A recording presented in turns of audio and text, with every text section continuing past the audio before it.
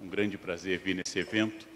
Há uma contradição no título em relação à minha fala, porque eu não posso falar da alegria de ser mulher. Pelo menos não tenho esse privilégio. Mas posso falar como historiador, que é a função para a qual fui chamado. Acho que se a gente diminuir as luzes do palco, melhora. Quem será que pode apagar as luzes do palco? Será que alguém tem esse controle? Perfeito.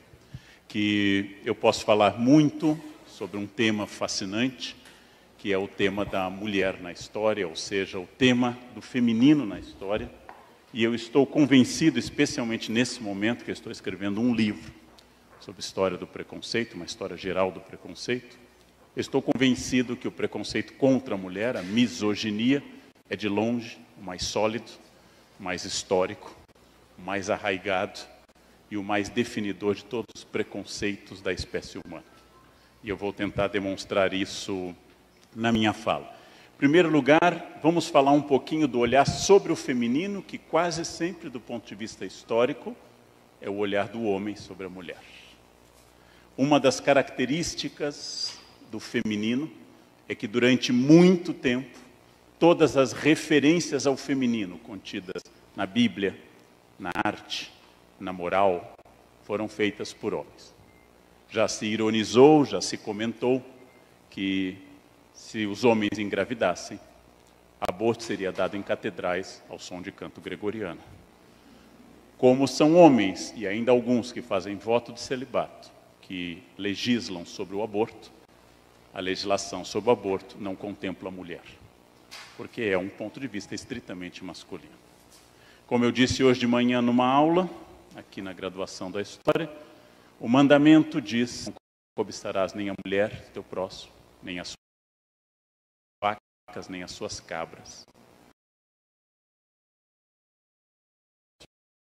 Mulher, vaca e cabra, biblicamente, estão arroladas na categoria coisas do teu próximo. Lado negativo, estamos diante de um pensamento masculino, preconceituoso.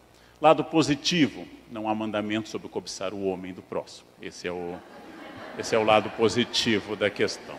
Mulheres heterossexuais e gays estão livres para avançar, porque nada a ver.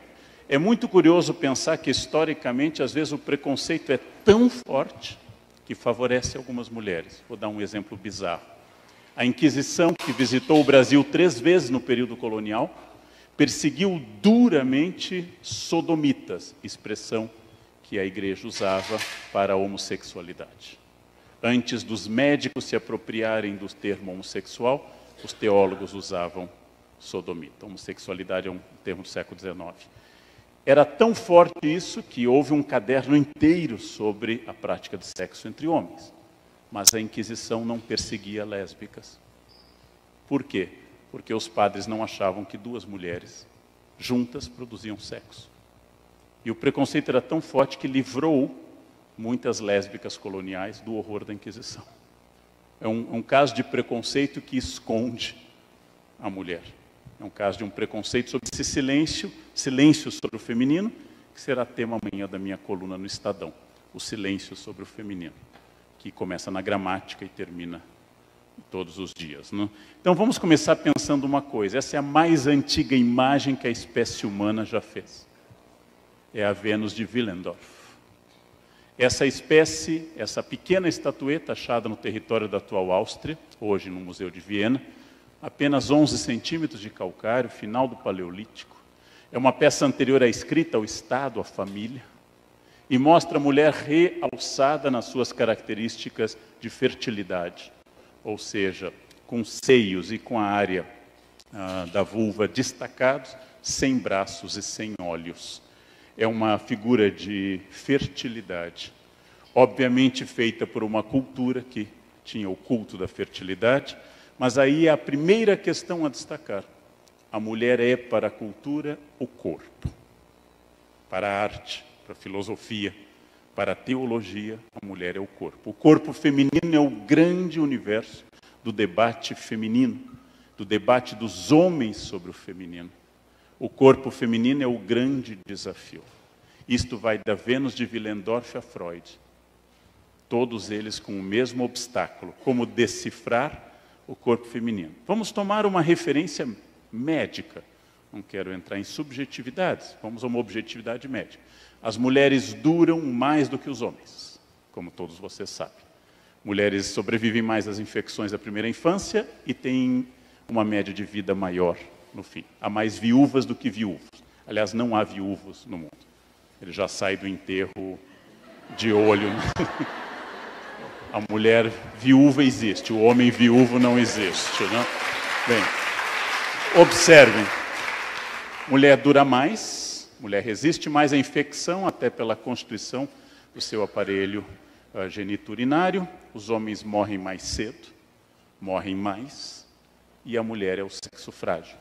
Do ponto de vista biológico e médico, se estamos, eu e uma mulher na rua, e começa a fazer frio, ela deve me colocar o casaco dela. Biologicamente, ela tem que me proteger, porque eu sou mais suscetível à pneumonia do que ela. Mas a curiosa nossa cultura fez o contrário, é o homem que coloca o casaco na mulher. É possível inverter a biologia, exatamente porque nós estamos diante de uma elaboração abstrata chamada cultura e preconceito. Mulheres dirigem melhor do que os homens. Quem diz isso? As companhias de seguro, que não são poéticas, não são dadas à poesia. Companhias de seguro não são inclinadas à poesia. Mulheres matam menos que o homem. E não é um pouco a menos, é na proporção de 1 para 10. De cada 10 acidentes fatais, 9 envolvem homens, 1 envolve mulher. As companhias de seguro dão descontos para as mulheres por um motivo matemático. Essa é a matemática, essa é a pesquisa, esse é o dado objetivo. E continuamos dizendo que mulher dirige mal. Essa é uma das grandes questões da história. Como uma questão abstrata se sobrepõe a uma questão concreta. Como você cria, do nada, uma abstração chamada preconceito. É isso que eu quero trabalhar um pouco. Vamos fazer uma comparação. O corpo feminino, objeto de consumo, de desejo e de fertilidade. As mulheres frutas têm uma variedade enorme, caso vocês não saibam. Temos jaca, melão, melancia. Aliás, a mulher melancia disse, eu não sei o nome dela, é uma falha minha, mas a mulher melancia disse uma coisa no programa da Gimenez que eu achei extraordinário. A Gimenez perguntou a ela por que ela colocou tanto silicone e ela deu uma resposta filosófica extraordinária. Ela disse, se eu não tivesse colocado, não teria sido chamado para dar entrevista para você. É ótimo. Ela estabeleceu que o interesse da mídia produz, achei brilhante, produz exatamente isso. Se vocês puderem um dia analisar um soneto sobre o qual eu fiz um artigo, que é de uma grande mulher do século XVII, Sora Juana Inês de la Cruz, ela acusa num soneto, sendo freira, no século XVII do meio, a poesia se chama Homens Nécios, Hombres Nécios, ela acusa das mulheres terem que se tornar aquilo que os homens desejam delas. Se Sartre disse que o judeu é uma invenção do antissemita, é possível dizer que esse objeto é uma criação do olhar masculino. É a criação do olhar masculino que cria, inclusive, a pornografia, obviamente, ou a mulher objeto.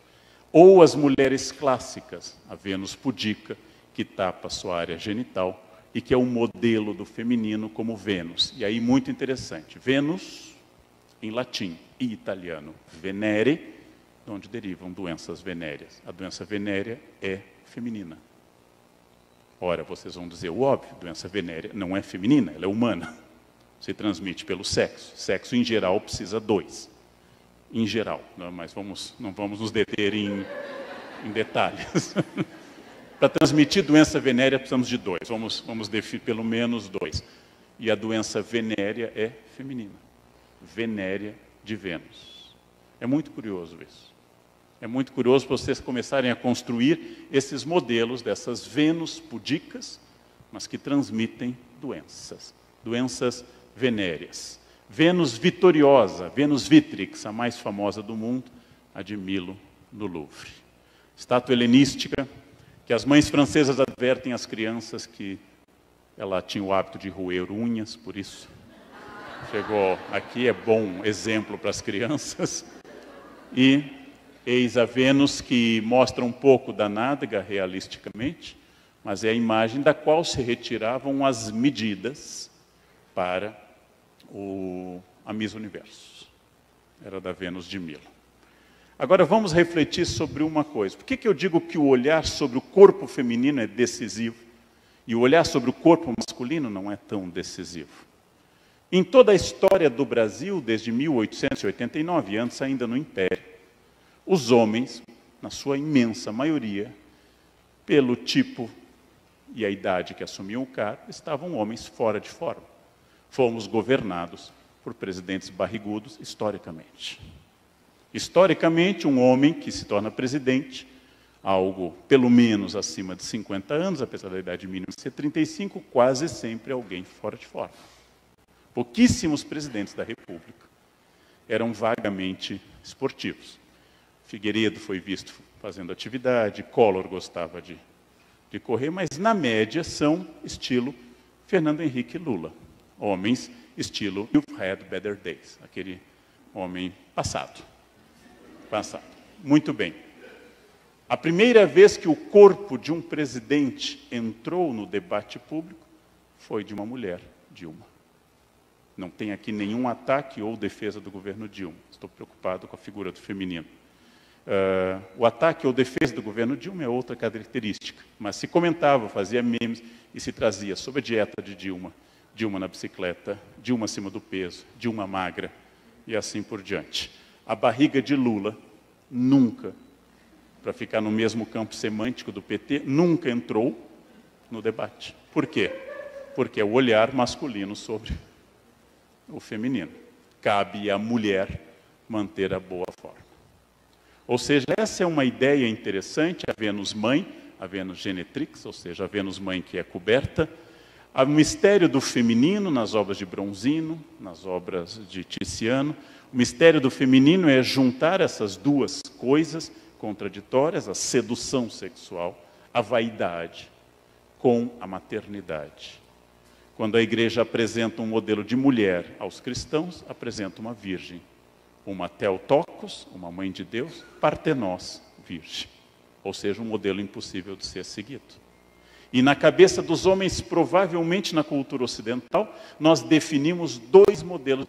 Ou é uma virgem, ou ela é inteiramente pura, ou ela é entregue. São os dois modelos. As mulheres reais não existem.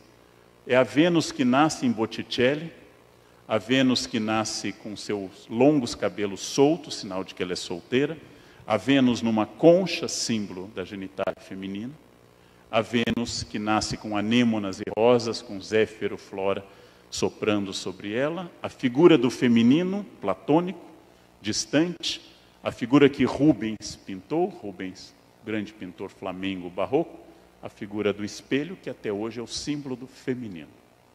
Vocês veem isso nos espelhos, nos banheiros e talvez não tenham se dado conta. O que define a mulher é o espelho.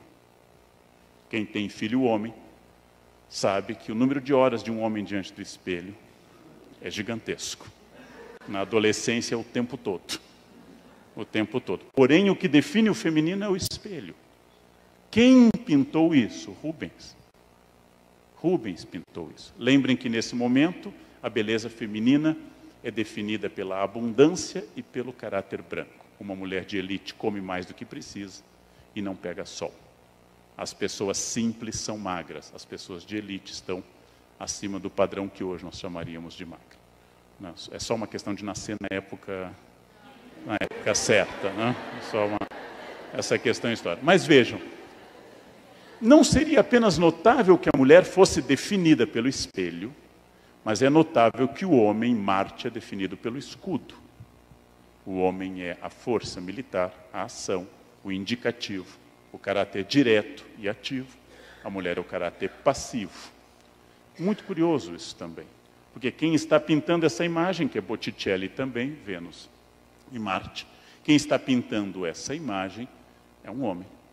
Refletindo que cabe ao homem o guerreiro, cabe à mulher a vaidade. Cabe ao homem o aspecto externo, cabe à mulher o aspecto interno. Visitei um casal de amigos, professores da Unicamp, ambos doutores, livre-docentes, Poliglotas viajados, ambos destituídos de discursos preconceituosos, ambos excelentes pessoas, casados. Entro na casa e ela me diz: desculpe a bagunça, estou falando de professores universitários. Ou seja, não estou falando de pessoas que simplesmente reproduzem o discurso sem refletir sobre ele. Não cabe ao homem dizer: hoje não pude encerar, hoje não deu tempo para passar um pano. Cabe à mulher, se ela for, como essa minha amiga, professora, doutora, livre docente e culta. Isso é a força da cultura. Isso se chama cultura. Ela é um pouco anterior a nós e é um pouco mais forte. Um amigo meu, que tem agora 3 livros sobre educação de crianças, um homem do Rio Grande do Sul, que mora agora em Santa Catarina, chamado Piangers, que escreveu sobre ser pai, ele reclama de uma frase. Ele é um excelente pai, que é a frase, quando ele está com a filha num parque, agora ele tem 2, diz: você está de babá hoje? Ele diz: não, eu sou pai. Eu gosto dessa resposta. Porque a resposta "eu estou de babá" significa: a função é da minha mulher, mas como eu sou legal, como eu sou bacana, como eu sou uma pessoa que ajuda, eu vim ajudar. Eu ajudo minha mulher, troco fralda quando precisa. Quer dizer, a função é dela, mas eu sou tão legal que eu ajudo. É interessante supor que você ajuda alguém que você gerou. Eu estou ajudando a proteger o fruto meu também. É muito curioso isso. Bourdieu, o que seria, é um pintor acadêmico francês, fim do século XIX, o que seria o feminino. O feminino clássico é esse, sem pelos, sem divisão vaginal, sem lábios, sem nada, e, acima de tudo, com o cabelo comprido. O cabelo comprido é fundamental para o feminino, nessa definição. A mulher se define pelo cabelo. Então, é uma característica que eu estudo bastante em arte, naturalmente sem nenhum interesse pessoal. Eu sou inteiramente liberto dessas questões, mas o cabelo é central. Um cabelo solto, comprido, oscilante, traz à tona uma outra questão para o Brasil. Quando eu cruzo, como eu comentarei amanhã no meu artigo, um preconceito terrível, a misoginia, um outro preconceito igualmente danoso, que é o racismo, para explicar que o Brasil é o país do mundo que mais produz e consome chapinha. Somos a terra da chapinha. Né? Antigamente, com soda cáustica, se alisava cabelo, com ferro quente. Ferro quente. Hoje, com a chapinha. Todas as pessoas têm direito, obviamente, a terem o cabelo na densidade, no tamanho, na quantidade de cachos que bem desejáveis. Mas sermos o paraíso da chapinha é um indicativo interessante. Num país em que o elogio aos olhos é sempre por serem claros. Que olhos bonitos, 2 pontos, verdes ou azuis. E aqui é o cruzamento de 2 questões, misoginia e o racismo. São 2 questões. Por isso nós temos ainda subdivisões. É pesado ser mulher no Brasil e é mais pesado ser mulher negra. Então nós temos uma sobreposição, qual nós vamos tocar um pouco. Um pintor ucraniano, famoso, com uma Vênus e seus cabelos. Jogar o cabelo é um tique que toda menina sabe, como parte de um instrumento de sedução. Jogar o cabelo, fazer para lá e para cá. Sei que não dá para não dá para imaginar em mim, mas é assim mesmo, né? Façam em casa, né? Esse é respeito. Né? Cabanel pinta Vênus nascendo com os cabelos. Eu estava no Egito com um guia e ele tentava explicar de forma, inclusive, muito simpática às alunas que me acompanhavam por que a mulher deveria cobrir os cabelos na rua. E ele explicava elogiosamente. Ele explicava dizendo que a mulher é tão bonita, o cabelo é tão sedutor, ela é tão chamativa, que os homens se perturbam e deveriam cobrir. E uma aluna paulista perguntou: mas por que o senhor pode exibir o cabelo? E desabotoava a camisa mais ou menos até a região da hérnia inguinal. Mais ou menos assim. Ele botava assim. E ao exibir o peito, né, que ela perguntou por que ele não. E ele curiosamente, acho que nunca tinha passado pela cabeça dele que ele fosse sedutor. Ele não era sedutor no sentido, mas nunca tinha passado pela cabeça dele que o homem fosse fonte de sedução. Esse é o peso da cultura também. Esse é o peso da cultura. É muito curioso tudo isso. A Vênus da nádega bonita, kalos, bonito em grego, pigeron, nádega. É uma palavra pouco usada em português, mas é simpática. Podem elogiar alguém. Nossa, que homem ou que mulher, calipígio, ou calipígia. Kalos, pigeron, nádega bonita. São as Vênus, essa é uma imagem do 18, François Barrois, também do 18, são as Vênus calipígias. São as Vênus calipígias. Essas imagens, Vênus dormindo de Giorgione, o jovem Giorgione, que morreu tão cedo, mostra uma Vênus com esse jogo entre a pudica e a oferecida, que é um dos jogos básicos da estrutura da sedução. Por isso que na estética pornográfica, camiseta molhada é mais erótica que nudez total, porque dá ao homem alguma possibilidade de ação ainda. Os homens não consideram eróticos ou pornográficos quando a mulher está totalmente pronta, eles têm que ter algo para fazer.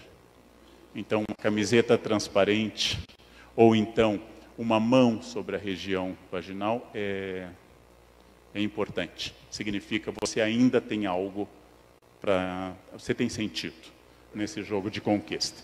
Tiziano copia o modelo transversal, uma mulher que nos olha de forma lânguida. O ventre é mais importante que o seio na Itália. No Brasil seria o quadril, nos Estados Unidos seria o seio. Varia um pouco a geografia, podíamos dar uma outra palestra sobre isso, mas varia um pouco a geografia do desejo. Na Itália é o ventre de parideira, é o ventre pronto para parir, que é sedutor. Velázquez, católico espanhol, pinta uma Vênus de costas, se olhando no espelho com um cupido, olhando a vaidade.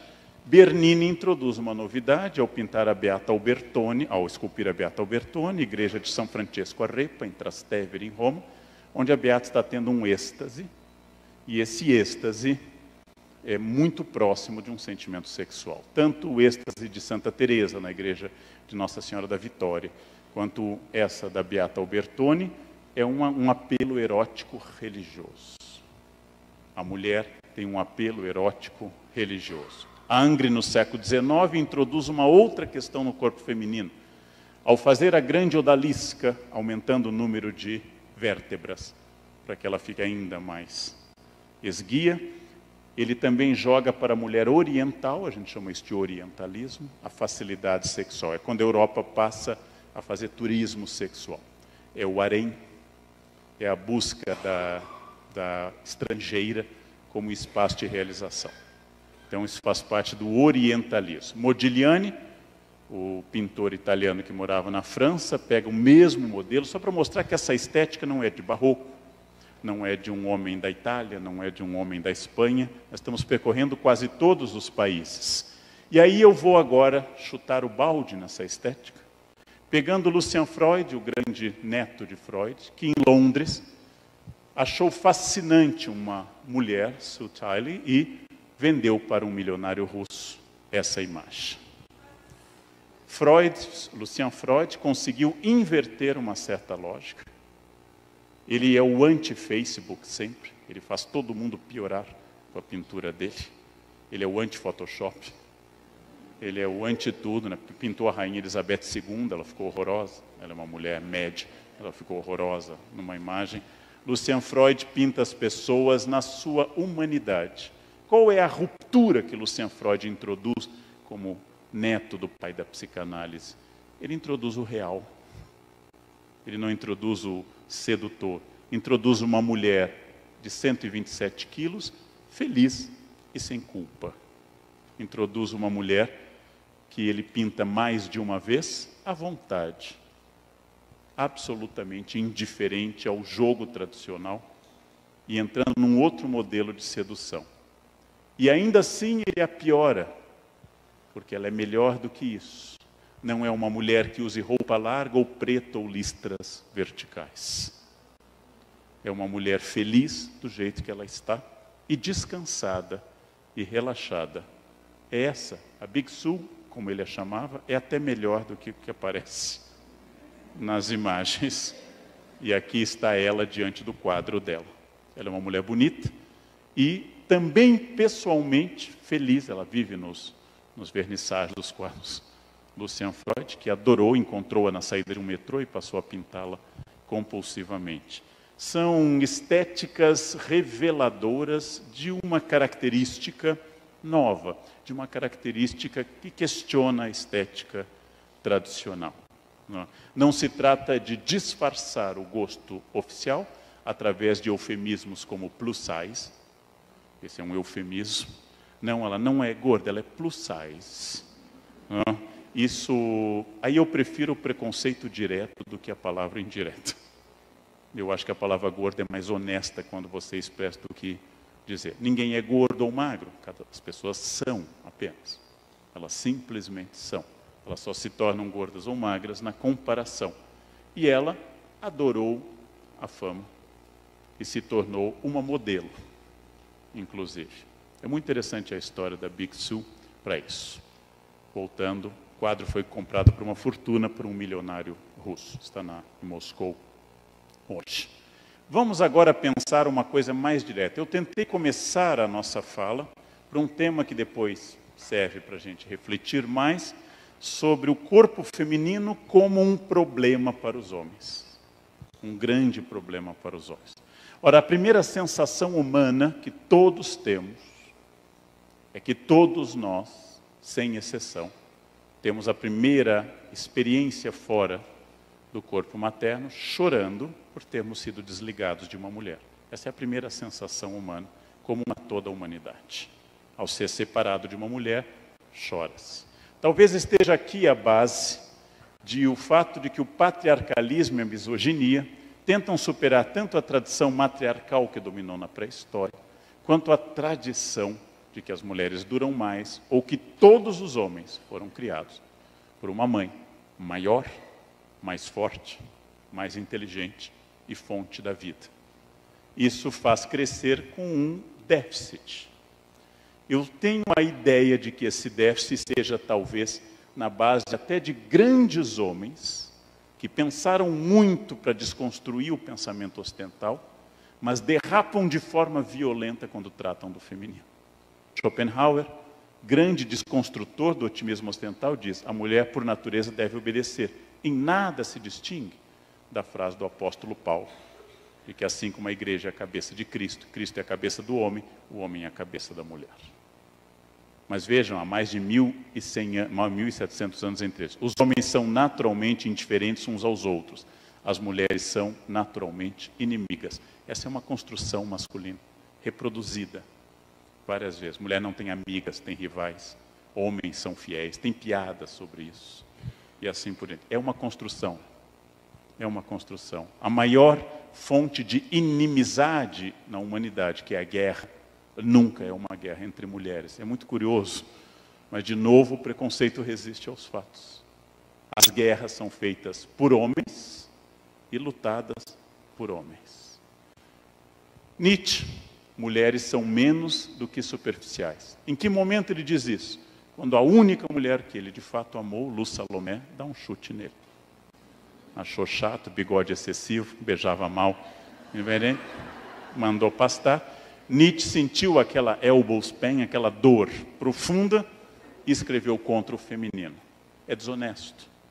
Ele devia dizer: eu estou ressentido. Você está indo ter com mulheres, não se esqueça do chicote. É um dos aforismos de Nietzsche. É um homem que desconstruiu o pensamento cristão, é um homem que desconstruiu o pensamento ocidental, é um homem brilhante, tem passagens geniais, e quando vai se relacionar e dizer sobre mulheres, diz frases que caberiam na boca de um adolescente mal resolvido de 14 anos. Um pleonasmo, não? Isso. Sólida tradução. Cocteau, um homem alternativo, vanguarda, século XX. Há três coisas que jamais compreendi: o fluxo e refluxo das marés, o mecanismo social e a lógica feminina.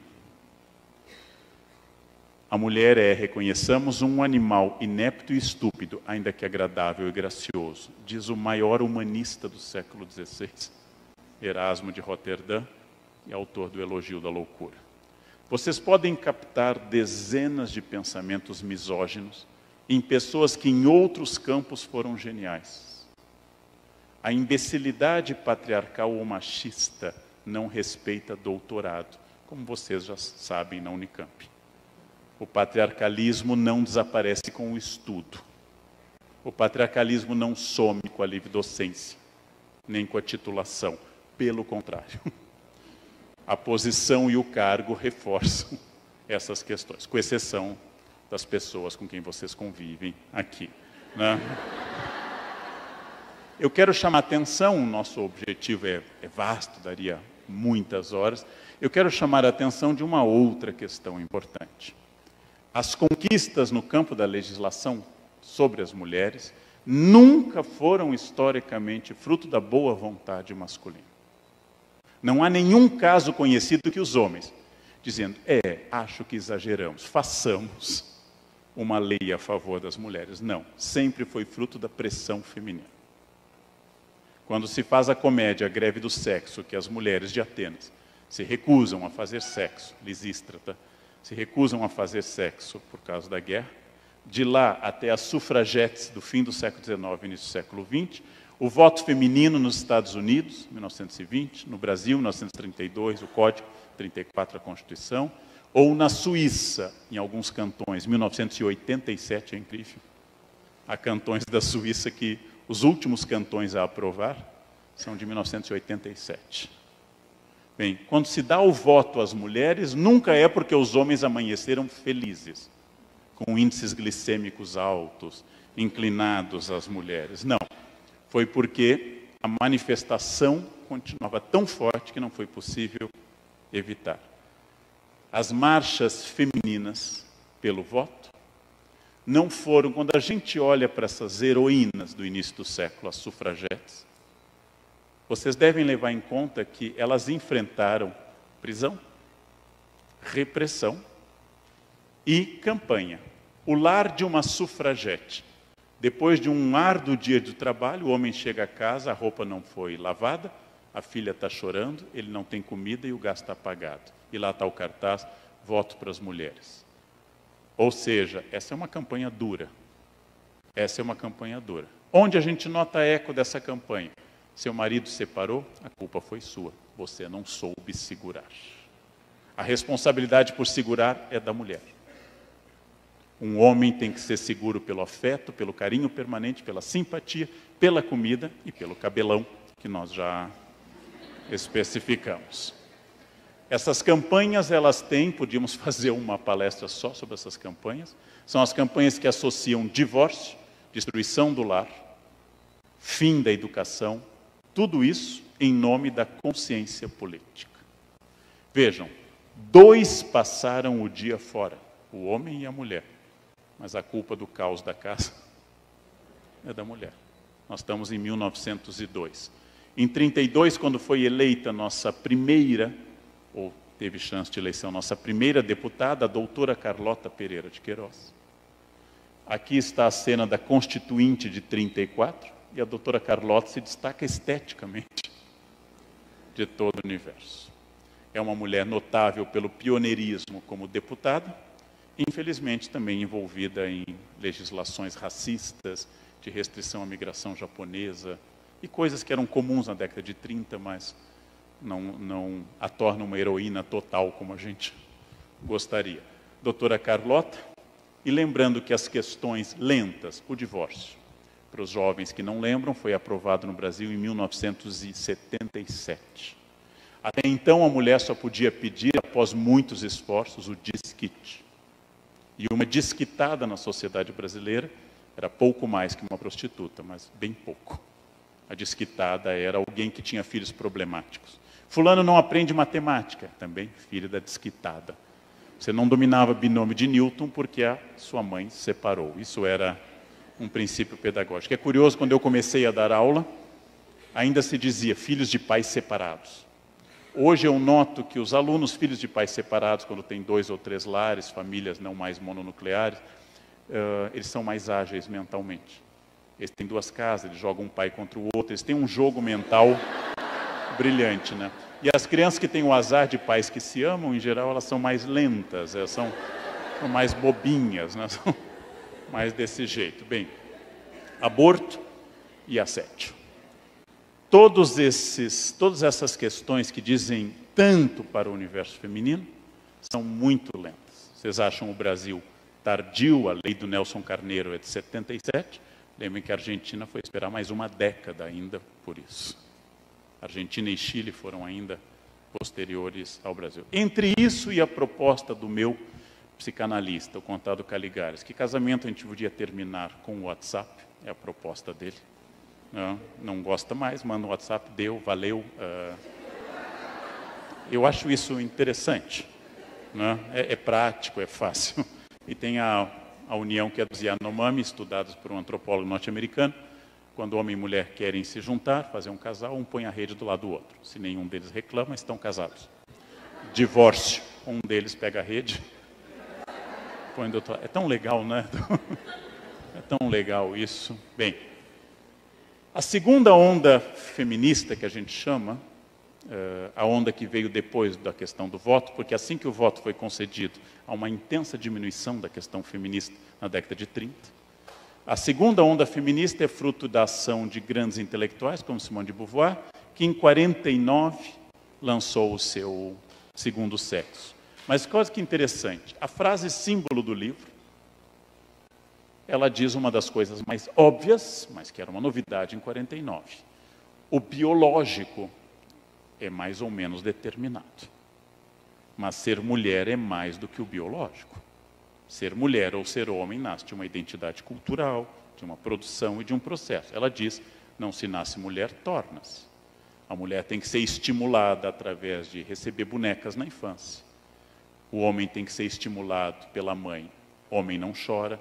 Eles vão sendo estimulados a um comportamento. Ninguém nasce homem, ninguém nasce mulher. Eu nasço biologicamente, XX ou XY. Mas isso é parte do processo. Ela diz uma coisa óbvia e ela explica no livro. O mais espantoso, gente, não é que em 49 isso fosse revolucionário. É que no Enem de 2015, essa frase, de 49. Bom, como o Brasil descobriu a Guerra Fria agora, descobriu que o mundo tem comunistas e não comunistas, nada como o mundo agora descobrir Simone de Beauvoir. Em breve descobriremos Rousseau, Montesquieu. Nós estamos indo em busca dessas vanguardas. O que me espanta é como isso causou esse incômodo. Como escreveu uma especialista, e eu endosso inteiramente, perguntada sobre quantos gêneros nós temos na espécie humana, ela falava sobre gêneros, ela parou e pensou, provavelmente nesse momento 7 bilhões. Hoje no mundo nós temos 7 bilhões de gêneros. Agrupados, grosso modo, em 30 ou 50 subgêneros. Mas dividir o mundo em masculino e feminino é um pouquinho errado, para dizer o mínimo, é um pouquinho errado. Mas vamos continuar. A identidade de gênero ao nascer, todos os culturalistas, como Michel de Foucault, todos os pós-estruturalistas vão insistir isso na sua história da sexualidade. Gênero é ensinado. Todos os conservadores, direita, extrema-direita, etc., são a favor da ideia de que gênero é natural, por isso que eles falam em ideologia de gênero. Segundo os conservadores, se eu não falar de homossexualidade na escola, não surgirão homossexuais. Essa é a fantasia conservadora. Ou seja, que a sexualidade é estimulada pelo debate. O único país do mundo em que nós já podemos fazer uma análise muito curiosa sobre casais homoafetivos que adotam crianças, que é a Holanda. A Holanda tem essa experiência antiga, casais homoafetivos que adotam crianças. O único estudo que nós temos sobre a orientação sexual dessas crianças é que elas são, em média, 10% de orientação homoafetiva. A mesma taxa que existe nos casais heterossexuais. E aí o mundo constata, abismado, a sexualidade dos pais não determina a sexualidade dos filhos, senão não haveria homossexuais. Grosso modo, todo mundo é filho de heterossexuais. Grosso modo, claro, não vamos entrar em detalhes, mas todo mundo é filho de casais heterossexuais. Grosso modo, toda criança homoafetiva, todo jovem homoafetivo nasceu de um casal hétero, com irmãos e primos héteros, em escola homofóbica, ouvindo piadas e agressão, sinal de que a natureza é mais forte até do que a imbecilidade humana. A natureza é mais forte do que isso. Não se trata de debater ou não. Não debatendo, eu posso fazer outra coisa. Mas vamos pensar. Um homem sexualmente ativo é chamado através de palavras positivas. Tigrão, garanhão, etc. O homem sexualmente ativo recebe palavras positivas. São animais bonitos e são animais impressionantes. A mesma característica nas mulheres recebe outras palavras. Ninguém tem afeto por esse peixe. Ainda que no Pantanal eu tenha experimentado sopa de piranha e é boa, né? Sopa de piranha é gostosa. Quando eu uso piranha para designar uma mulher que faz o mesmo que um homem ao fazer se torna tigrão, ou leão, ou garanhão, ou touro, ou qualquer outra metáfora, é sinal de que eu concebo na frase, na expressão, que sexualidade é uma honra para os homens e uma mancha para as mulheres. É muito curioso isso. As palavras implicam muito no nosso mundo, expressam muito no nosso mundo. Já mostrei que as mulheres estatisticamente dirigem melhor, são mais prudentes. Não sei se é natureza, eu não sou um estudioso de gênero, não sei se é natureza, eu não gosto da palavra natureza, mas as mulheres, talvez por terem uma avaliação da extensão do custo da vida.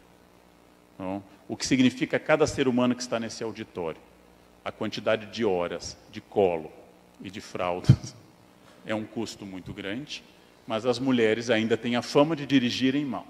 O cavalheirismo e o cavaleirismo, os dois, que se misturam bastante, são uma forma sofisticada de domínio feminino. Eu abro a porta para você por você ser mais fraca. Eu ponho o meu casaco porque você é mais frágil e já indiquei que isso é falso. Eu coloco o meu casaco na poça d'água para você passar sobre ele, figura mais antiga. Sinal de que você é tão pouco prática ou inteligente que não conseguiria dar a volta na poça d'água. É melhor gastar com a lavagem do casaco. Eu pago a sua conta porque você ganha menos do que eu, o que estatisticamente é verdade. As mulheres ganham menos do que os homens, mas é uma forma de domínio. E, finalmente, eu coloco a você, regra de etiqueta, na parte interna da calçada, e eu, homem, vou na parte externa, porque se vier um perigo da rua, você é tão lenta, você é tão perdida, que você não vai vir vindo um caminhão, ele vai nos atropelar, não? Então, o cavalheirismo manda que você coloque a mulher na parte interna da calçada. Quando, estatisticamente, quem não consegue perceber nada ao seu redor é o homem. Quem não acha nada em casa é, estatisticamente, o homem. O cavalheirismo, ele é simpático. Já foi dito que ele é a parte agradável do machismo. Eu não faço uma catilinária, um estudo contra o cavalheirismo, mas eu quero lembrar que quem lhe presenteia, lhe abre a porta e faz essas coisas, também lhe controla. Não? Então, são características a se pensar. A Rainha Vitória foi provavelmente a primeira mulher a casar de branco na Europa. Nós não temos registro de outras. Introduzindo uma novidade do branco, que substituiu simplesmente a roupa de festa, que no Oriente ainda é dominantemente o vermelho, a roupa da vida, do sangue, e não a roupa do luto, que é o branco. O branco é luto, né? Cadáver, sem sangue, etc. O branco, hoje está na moda o off-white, é importante, até o off-white está mais forte que o branco. Casar de branco significa que você vem com um lacre inviolável, o símbolo da pureza, da virgindade. As jovens anotem a palavra virgindade, depois a gente procura no Google. Os mais velhos, como eu, lembram, mas os jovens não lembram mais. Meus professores na França diziam que virgem, um homem e uma mulher virgem, são uma criança feia de 7 anos. Aí é virgem. O branco, mas vejam a simbologia do casamento. A noiva é trazida pelo pai, o seu dono até então. É levada até a frente e entregue a outro homem. O noivo vai sozinho ao encontro dela. É uma simbologia. A bênção da fertilidade na Igreja Católica e na Judaica é dada sobre a mulher, já que a infertilidade na Bíblia é exclusivamente feminina. Permite-se o divórcio de um judeu religioso mediante a infertilidade que é sempre da mulher. Não existe infertilidade masculina no discurso religioso. É um dos motivos para o divórcio. E como vocês sabem, ao contrário da década de 60, nós estamos num momento mais careta da história. Há mais gente querendo casar agora do que há 50 anos. Se vocês alugarem uma igreja de grande procura em São Paulo, como Nossa Senhora do Brasil, ou São José, que tem que ser alugada com 2 ou 3 anos de antecedência. Se vocês alugarem uma igreja dessa e romperem o noivado, é melhor manter alugado e achar um outro. É mais fácil hoje achar um outro marido do que um lugar na igreja Nossa Senhora do Brasil. Aqui vai o meu conselho, caso seja um desejo de vocês. Eu diria, isso é subjetivo, vocês podem contestar imediatamente, que ao contrário da década de 60, a fase atual que é mais conservadora, as netas têm o mesmo sonho das avós, casar de branco na igreja, com um marido rico e bem-sucedido. Na média, isso é muito mais forte do que em 1968, por exemplo. Muito mais forte. As igrejas estão lotadas e ninguém está casando de vermelho. Está cada vez mais cafona o casamento. Tem até agora... Tem drone. Vocês já viram a cerimônia de casamento com um drone? A cafonice está se sofisticando. A ideia de filhos e casa continua sendo atribuída às mulheres. 2 pais trabalham, criança passa mal. Nunca se liga para o pai. Nunca se liga para o pai. Quem tem que abandonar o trabalho? Nunca será o pai. Sempre será a mãe. Significa que mesmo as chefes mulheres e as próprias mulheres continuam considerando que o filho é uma responsabilidade do feminino. Continua sendo assim. E aí é um ponto que é comum. Como vocês sabem, há judeus antissemitas, há homossexuais homofóbicos, há negros racistas e há mulheres misóginas.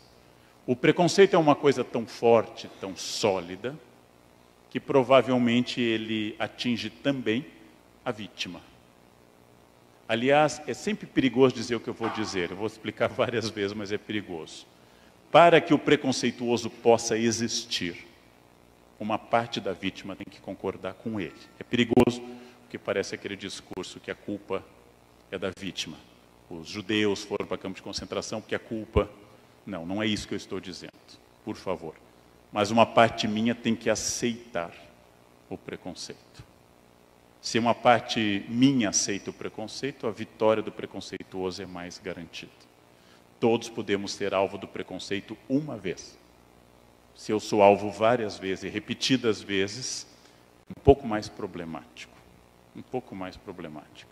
De alguma forma, se eu aceito a ofensa, a agressão física, é mais fácil para o agressor. Não é culpa de quem apanha, mas uma parte minha tem que aceitar essa questão. A gente chama de sociedade falocêntrica, a sociedade que venera o pênis. O pênis é a figura mais emblemática da cultura.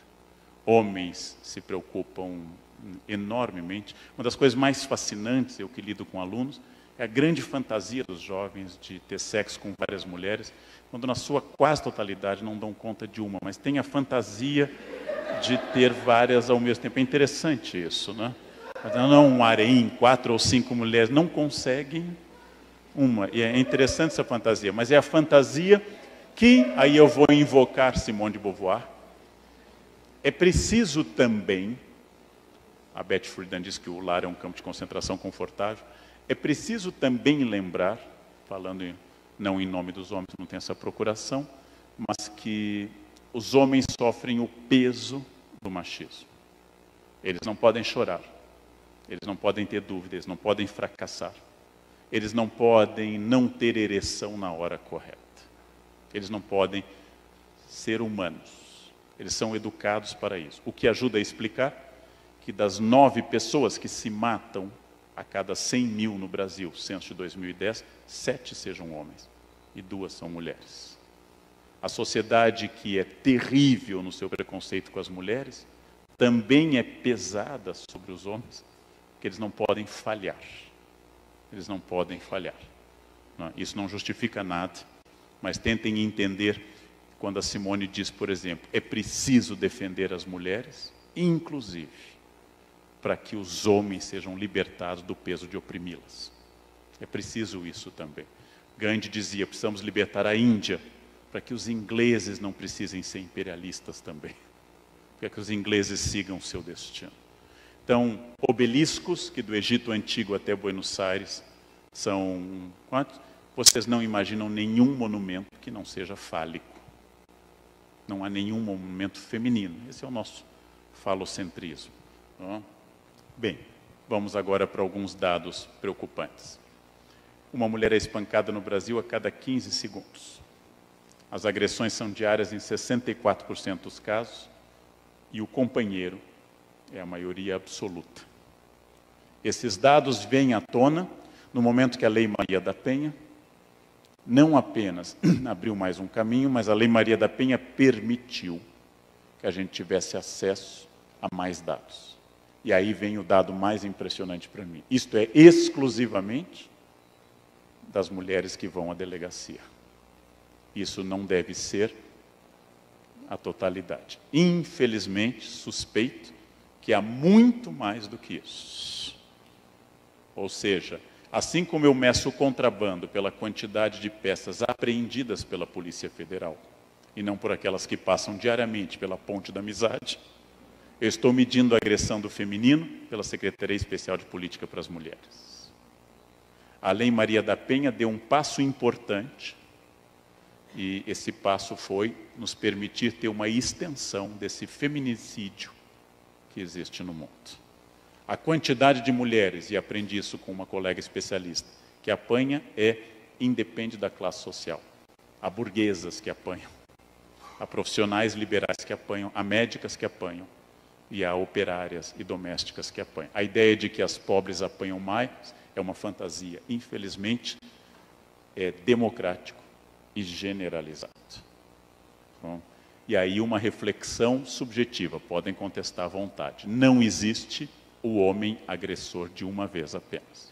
Não existe. Quem bateu uma vez tem um potencial. Se você perdoar, é um exercício de cristianismo muito bonito. Mas vá até o fim na cruz, porque você vai morrer crucificado. Se você perdoar. Quer dizer, é exatamente o fato de que o surgimento das delegacias da mulher, porque antes a mulher tinha que enfrentar um delegado que ia perguntar se ela deu motivo para apanhar, é uma delegacia da mulher, é uma Lei Maria da Penha, e é uma novidade, que talvez algumas não saibam, e alguns não saibam, de que a mulher, uma vez denunciada, ela não pode voltar atrás, que era a coisa mais comum. Ela denunciava o companheiro, no dia seguinte apanhava mais um pouco, sofria uma chantagem emocional, ou o marido fazia as crianças chorarem, ela voltava à delegacia e retirava. Denunciado o crime da agressão, o delegado ou a delegada não podem retirar porque é crime público. Tem que ser investigado. E tem que ser muito investigado. E tem que ser muito punido. Então, essa é uma questão importantíssima. Encaminhando à conclusão, nós temos desafios enormes. Amanhã, no meu artigo no Estadão, eu faço um apelo a uma campanha de doação de fundos para a Fundação Maria da Penha. Porque eles estão com problemas de fundos. Todas as atividades, por vários motivos, no último ano perderam verbas. Por vários motivos. A orientação política atual é de não dar verbas para instituições assim. Por vários motivos, a Fundação Maria da Penha no Ceará está sofrendo contenção de verbas. Há um desafio permanente, que é o desafio de debater, fazer, pensar, levar adiante, o desafio de traduzir questões que afetem as mulheres e aos homens. Há pouco, estava num debate sobre o termo feminismo, e é muito curioso porque o termo feminismo começou a assumir, recentemente, leituras totalmente negativas. Inclusive, eu não sou feminista, eu sou feminino. Essa é uma das bobagens que devia ser mais evitada na boca de todo mundo. Tem coisa que a gente não devia dizer para não passar muita vergonha. Essa é uma delas. Né? Tem coisas que são relativas, tem coisas que são absolutas, mas essa a gente deveria evitar. Feminismo é a luta pela igualdade humana. Feminismo é obrigatório para homens e mulheres. Feminismo é um sentimento necessário e indispensável para a dignidade humana. Feminismo não interessa às mulheres, interessa à sociedade.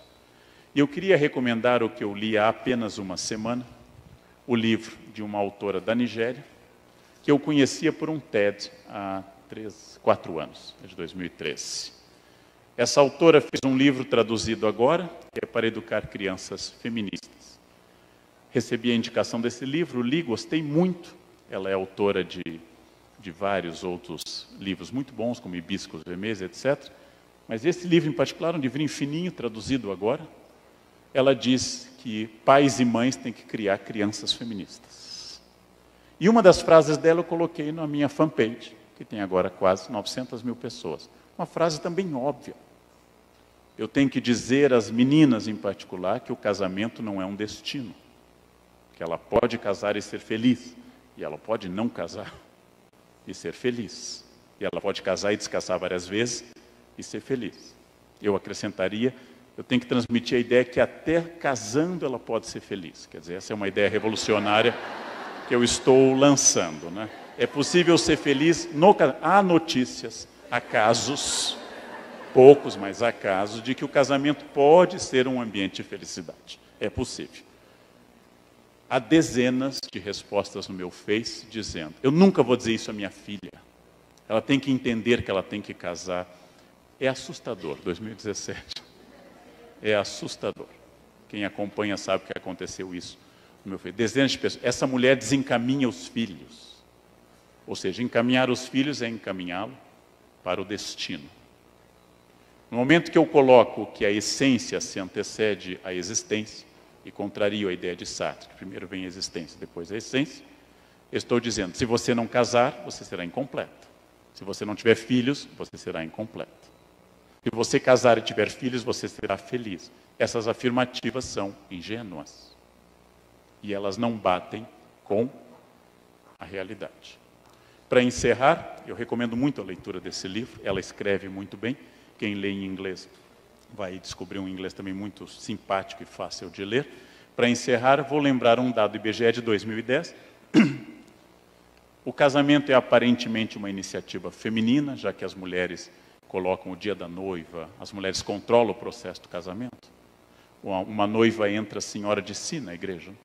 Ela escolheu as flores, as roupas, o padre, o pastor. O homem entra admiradíssimo de tudo, né? Ele não tem a menor ideia do que está acontecendo. Ele entra olhando para tudo. O homem chora em casamento, mulher jamais, né? O homem está emocionado, é uma novidade para ele. Ele foi convidado porque é importante ter um homem. Mas o mais importante nisso, curioso, a mulher é responsável, segundo o IBGE 2010, por 75%, 75,4% dos pedidos de divórcio litigioso no Brasil. Isto é um sinal. Infelizmente, os casais às vezes se separam, mas é um sinal muito curioso. As mulheres buscam felicidade. Elas estão aptas ao exercício da felicidade. Então, a minha última conclusão é que hoje é uma tarefa enorme. Convencer os homens que eles também podem ser felizes. Essa é uma tarefa missionária. Temos que percorrer ruas do mundo, pregar nas praças, dizer às pessoas na sala de aula que a vida pode ser plena. Que você pode ir a uma festa e se divertir. Não precisa dizer, a gente vai embora cedo, né? Não precisa, antes da festa, sabotar a festa. Você pode dançar. Você pode conversar. Você pode até ser feliz. É por não serem felizes, na sua maioria, e se acostumarem com a infelicidade, que provavelmente a maioria dos homens tem tanto medo das mulheres. Isso domina no mundo de hoje, não? Conversas fáceis, alegria da festa, é uma descoberta, é uma pista. Claro que há muito mais coisa do que isso, e há muito mais tragédia nessa história do que comédia, mas é uma pista. Leiam, debatam e façamos sempre desse ponto um ponto para a gente crescer daqui por diante. Tem várias coisas maravilhosas no ar. Crescemos. Desde que eu comecei a dar aula, tem tem várias coisas positivas sobre questões de gênero, de identidade étnica e racial, que são muito importantes, mas há muita coisa a fazer ainda. Como eu acabei de comentar lá no IFISH de manhã, é muito curioso que numa universidade todos os homens do IFISH sejam o sobrenome. É o Karnal, é o Funari, é o Miceli. E todas as mulheres sejam um nome. É a Margarete, é a Eliane. É muito curioso isso. O que faz com que o homem seja o sobrenome e a mulher seja o nome, mostra que mesmo na universidade, ainda eu não tenho resposta para isso, mas é um campo curioso. Era isso que eu queria dizer. Muito obrigado pela atenção, gente. Obrigado. Obrigado.